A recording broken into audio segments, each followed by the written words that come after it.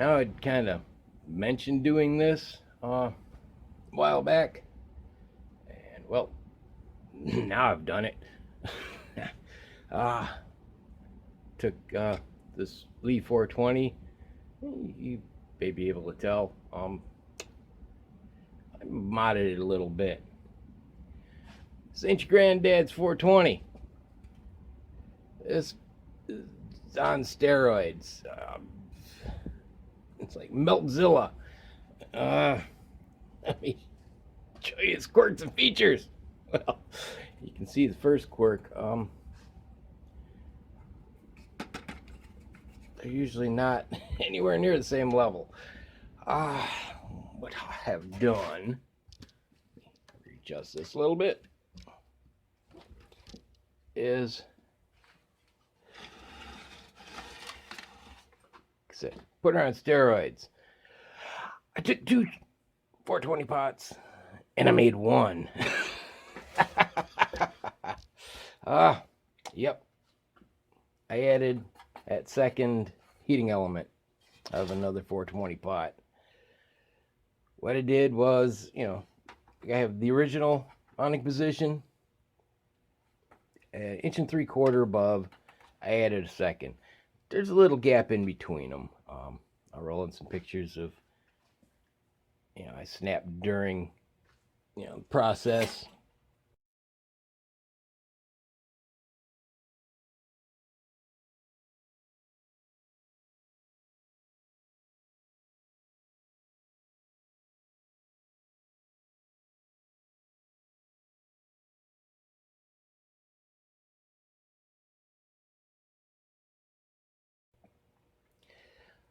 And then what I did was, this one is in the original holes, and I drilled new holes down here. The mounting screws, here's the original, where this top one was. I moved it down, to where the bottom screw used to be, and then drilled another hole for that screw.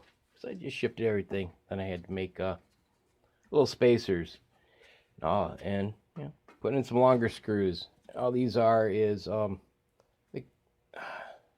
copper pipes, like the toilet or sink, and I just cut 1.75 inch pieces and ran some longer screws in there, and it works fine. Everything else, is the same. Like my other one, I had added some washers here it's about half the weight of this, and it makes a difference. Yeah, you can still get some leaks, but it takes a bit more before it leaks. All right, now last night I melted 14.1 pounds of range scrap in here. Bed rail ingots, these are 5 inches long. They average about 1.5 pounds. Some are about 1 pound, some are about 1.75 pounds, but they average about 1.5 pounds. My pouring surface when I'm doing range scrap isn't perfectly level, so you don't always fill it to the same level.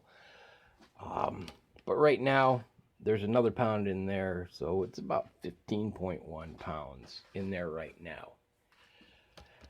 Now, to melt that 14 pounds of range scrap, that's all I could fit standing up in there when I packed them in.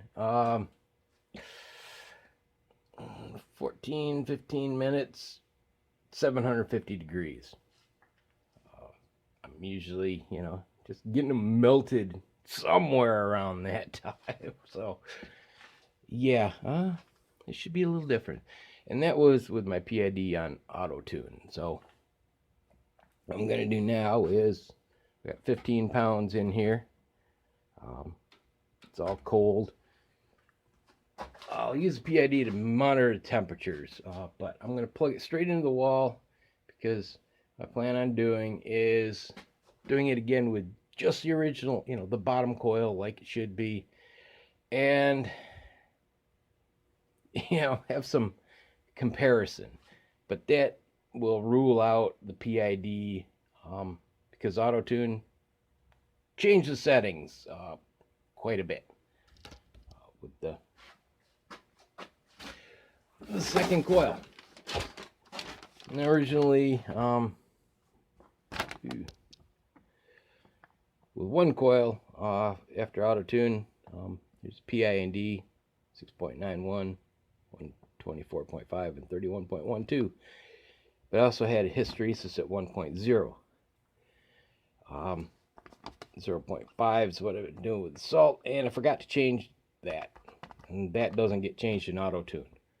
So, 0.5 hysteresis and 2 coils. Dropped it down to 1.83 instead of 691, and salt's 1.14. So, yeah, closer there. Dropped the I to 22, which is really below there, but I mean, it's even below there. It's closer to the difference. And D is 5.50, which, wow, it's not even close to either. So, we'll see what it does, without PID, a little more apples to apples as far as the power feed. Should be interesting. Guessing, PID should have been pretty much feeding 100% most of the time anyway, since it was on auto-tune, but, if I were to do it with PID, I would, adjust for, one, what it set it for just the one coil, and then set it for what it did with the two, and, but I want to rule that out. Use this. There's a timer in this, and clock there. Because when I was trying to time, just melting the ingots, I had this go out, but I had this here, so back up on that. And bring that over there. That's just for the internal temperature. Now, my probe, the bottom of the probe is pretty much center of the pot. Right in the middle. So, about as far away as you can get from the heating elements, even though, it's in line. So we are at, what? About 63 degrees down here. Yeah. All right. Got both plugged in here.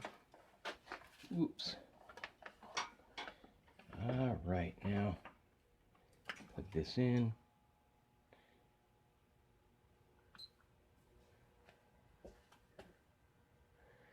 Okay, and we will see how long it takes to hit 750 degrees, I guess. Why just go by the melting point? We will go for the gusto. All right, well, we'll be back when she's done.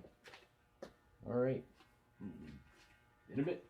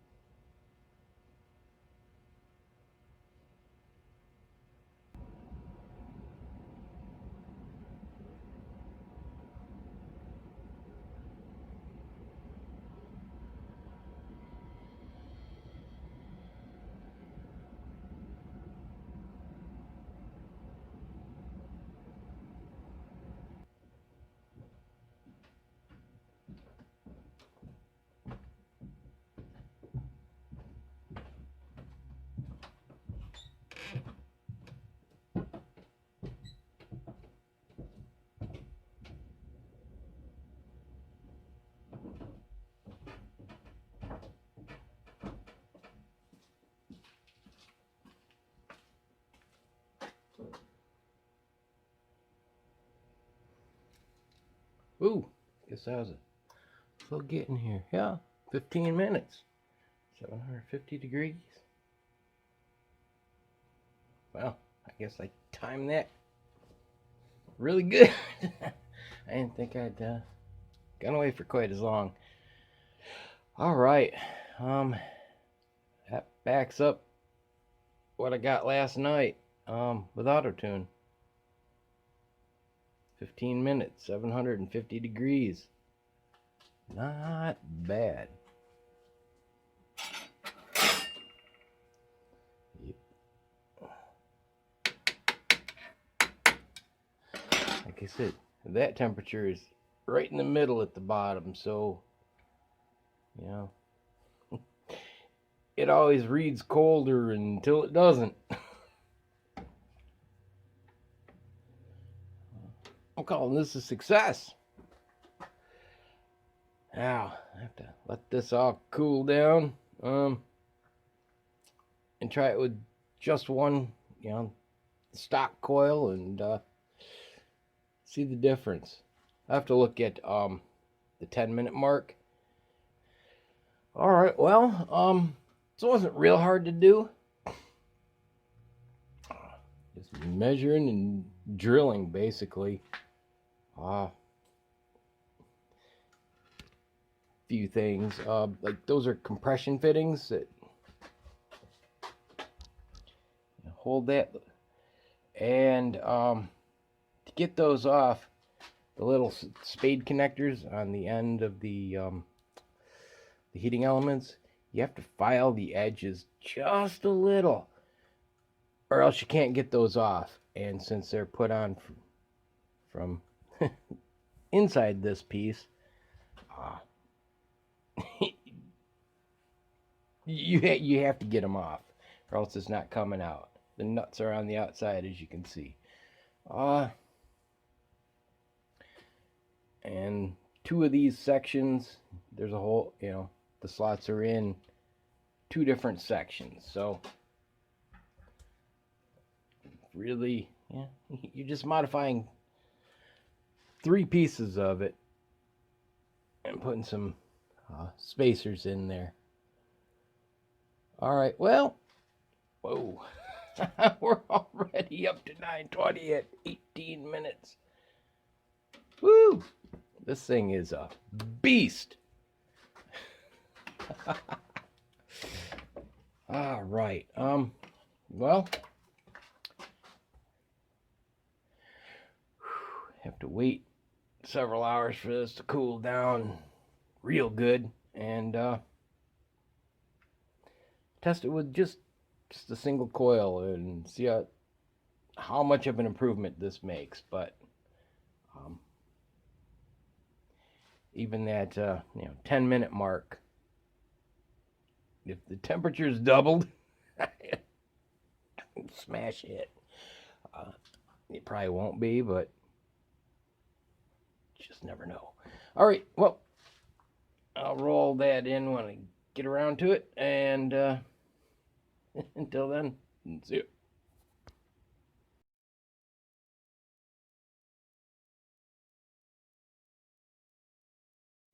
All right, let's try this with one coil.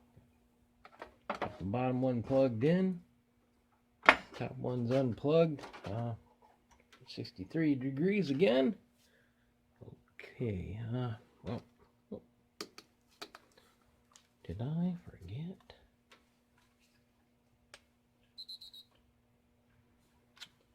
Okay. Let's see.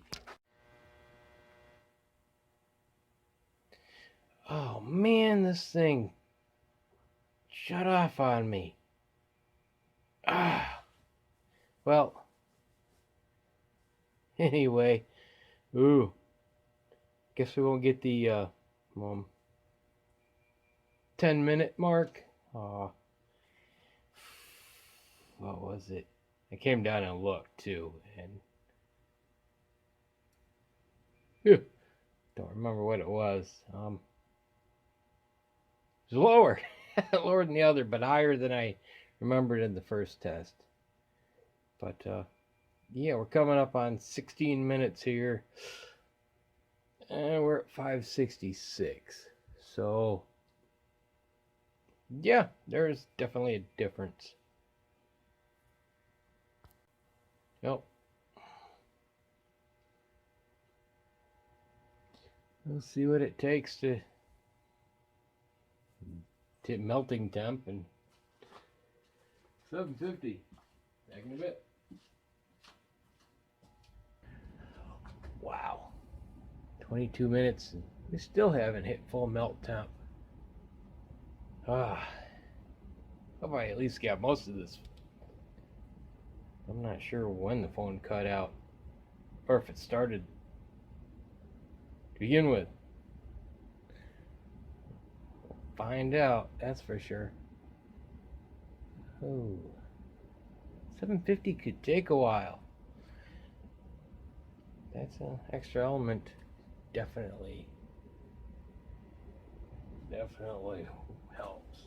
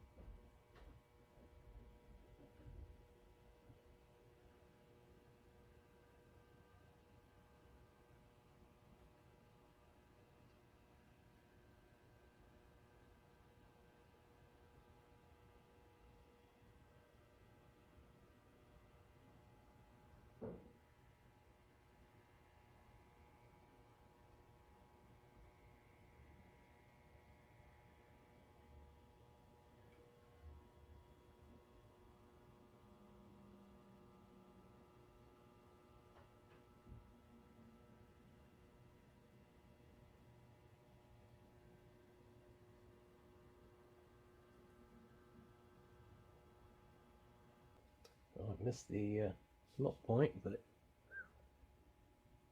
wow.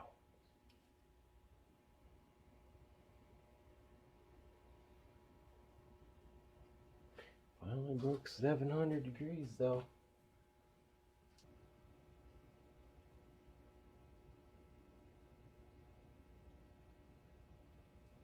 All right, 750. Not quite double the time. Coming up on 29 minutes. 2 coils did it in 15. I'll call that a win. All right, let me roll this together. I hope I didn't miss like the first up to 10 minutes and stuff. Had some glitches with my phone, so I'm not sure how much I got. All right, well, let me roll this in. Oh man, this thing shut off on me. Well, anyway, guess we won't get the 10-minute mark. What was it? I came down and looked too, and don't remember what it was. It was lower, lower than the other, but higher than I remembered in the first test. But yeah, we're coming up on 16 minutes here, and we're at 566. So yeah, there's definitely a difference. All right, so like 10-minute mark or so. The temps are closer than I was thinking.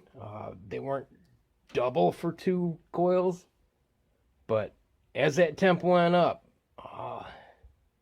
it just climbed so much faster with 2 coils that it's amazing.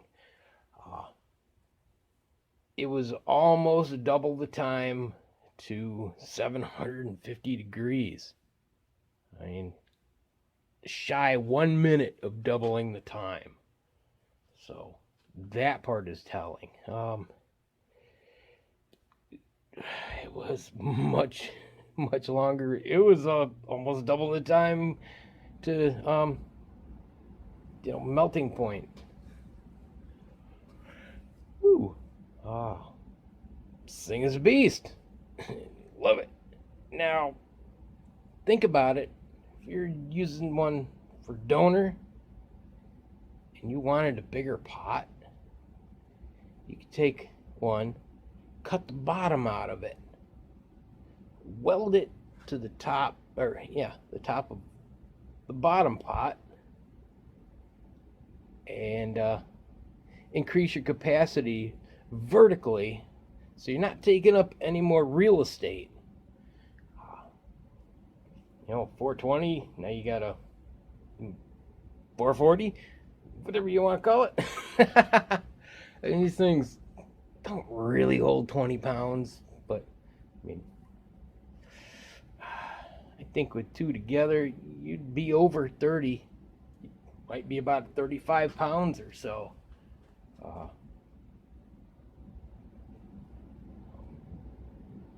Probably wouldn't have to add more coils. But if you wanted to, you could. I mean, you could have 4 coils on 35 pounds of lead. Just crazy. Be what, 2,800 watts of power? Probably dim the lights, but man. That's potential for all kinds of goodness. All right, well, I'll leave you with that, and I call this a win. All right. Have a good one. God bless. See ya.